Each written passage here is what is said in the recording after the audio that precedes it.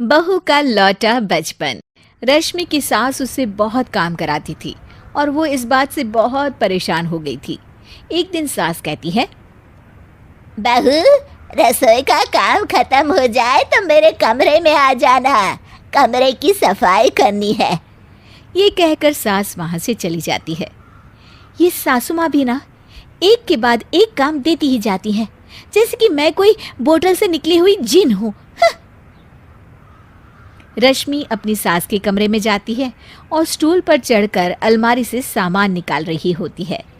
अरे बहू, संभाल कर, मेरा सामान तोड़ मत दियो। वाह, इन्हें अपनी बहू की कोई चिंता नहीं है, सामान की पड़ी है कि वो ना टूट जाए।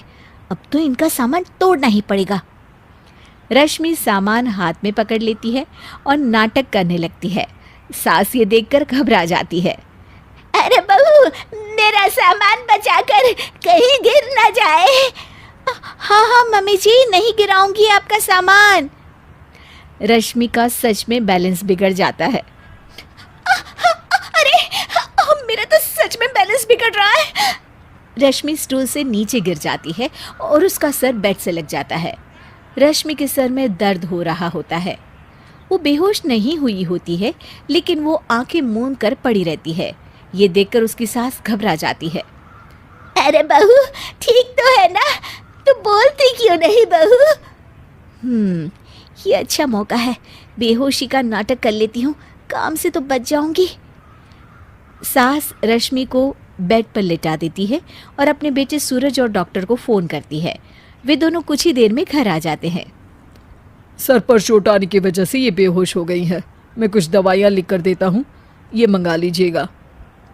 उफ, वो ठीक हो जाऊंगी तो फिर से काम करना पड़ेगा। क्या करूं?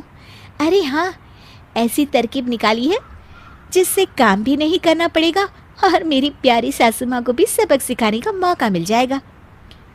डॉक्टर चले जाते हैं और रश्मि होश में आती है। तब वो बच्ची बनकर याददाश्त खोने का नाटक करने लगती है।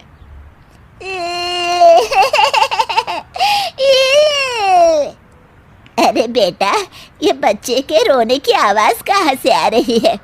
हाँ माँ, मैंने भी आवाज़ सुनी। फिर से रोने की आवाज़ आती है।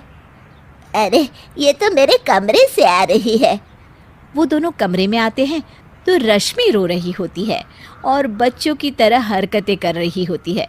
दोनों उसे देखकर हैरान रह जाते हैं। मेरे मम्मी जी पापा कहाँ है? मुझे आइसक्रीम खानी है। अरे सूरज, ये तो बच्चों की तरह बर्ताव कर रही है। हाँ माँ, लगता है चोट लगने से इसके दिमाग पर असर हुआ है। आप लोग कौन है? मुझे मम्मी के पास जाना है। अंकल अंकल, मुझे मम्मी के पास जाना है। अंकल? अरे रश्मि, मैं तुम्हारा पति हूँ, क्या तुम्हें याद नहीं है? पति क्या होता है अंकल? और ये बूढ़ी आंटी कौन है? बूढ़ी आंटी? बूढ़ी किसको बोला? बूढ़ी को बूढ़ी नहीं बोलूंगी तो क्या बोलूंगी? तुझे तो अभी बताती हूँ मैं।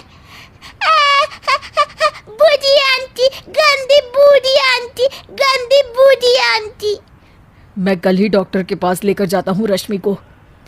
अगले दिन सुबह रश्मि की सास सारा काम खुद करती है और ये देखकर रश्मि को बड़ा मज़ा आ रहा होता है। अरे वाह, इस नाटक में तो बड़ा ही मज़ा आ रहा है। चलो थोड़ी और सेवा करवाते हैं सासू माँ से। आंटी, मुझे ना भूख लगी है। अरे इतनी देर से मेरा सर खा रही है, तेरी भूख नहीं मिटी। अब क्या खाना है तुझे? मुझे चॉकलेट शेक पीना है। अरे मुझे नहीं आता चॉकलेट वाकलेट शेक बनाना। मुझे चॉकलेट शेक चाहिए, मुझे चॉकलेट शेक चाहिए। अच्छा अच्छा, मेरी माँ चुप हो जा, लाती हूँ बनाकर चॉकलेट शेक। रश्मि अपनी सास से खूब काम करा रही होती है और अपने नाटक का जमकर फायदा उठा रही होती है। रश्मि पूरे घर को बार बार गंदा कर देती है और उसकी सास बार बार सफाई कर रही होती है। ए बहू, तुझे समझ में नहीं आ रहा? कितनी बार कहा है कि एक जगह बैठ, अभी एक थप्पड़ लगाऊंगी तुझे। रश्मि रोना शुरू कर देती है।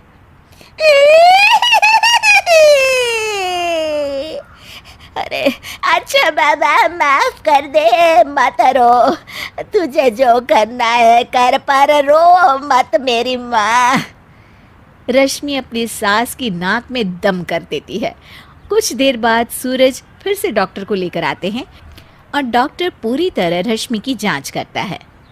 मुझे लगता है कि इनको हॉस्पिटल में ले जाकर स्कैन करना होगा, तभी कुछ पता चल पाएगा। बाप रे, मर गई। ये तो हॉस्पिटल ले जाने की बात करने लगे हैं।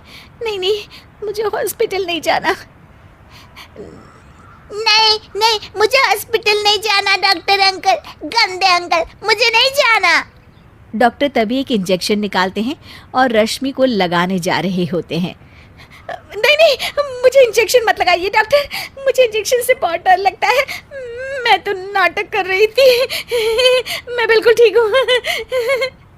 डॉक्टर और रश्मि की सास और पति एकदम दंग रह जाते हैं और रश्मि के इस नाटक का हो जाता है दी एंड।